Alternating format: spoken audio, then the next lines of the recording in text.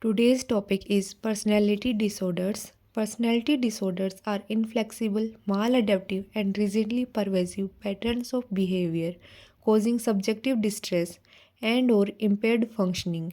Here person is usually not aware of the problem, so it is egosyntonic. There are three clusters of personality disorders: cluster A, cluster B, and cluster C. Now, we will first study about cluster A. In cluster A, there are three disorders: paranoid, schizoid, and schizotypal. Paranoid has pervasive distrust, suspiciousness, and hypervigilance, and has profoundly cynical view of the world. In schizoid, the patient prefers social withdrawal and solitary activities, and patient has limited emotional expression. Patient is indifferent to others' opinion. In schizotypal, patient has eccentric appearance with odd beliefs and magical thinking. Interpersonal awkwardness is also present in this. It is included in schizophrenia spectrum. This is about the cluster A. Now we will go to the cluster B.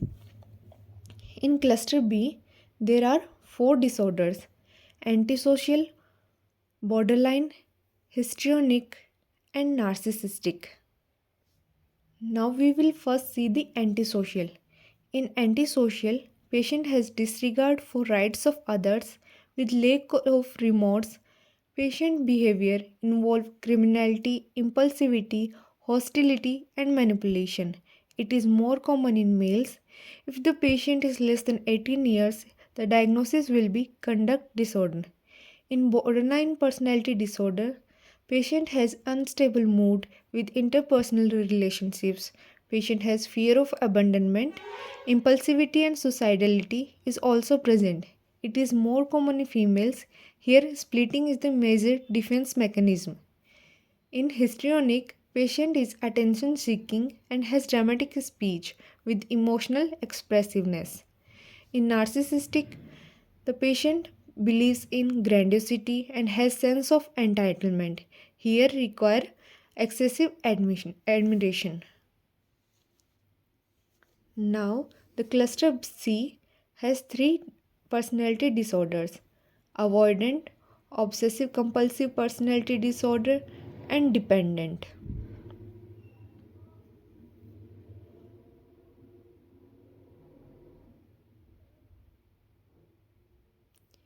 In avoidant, the patient is hypersensitive to rejection and criticism, so patient is socially inhibited and timid.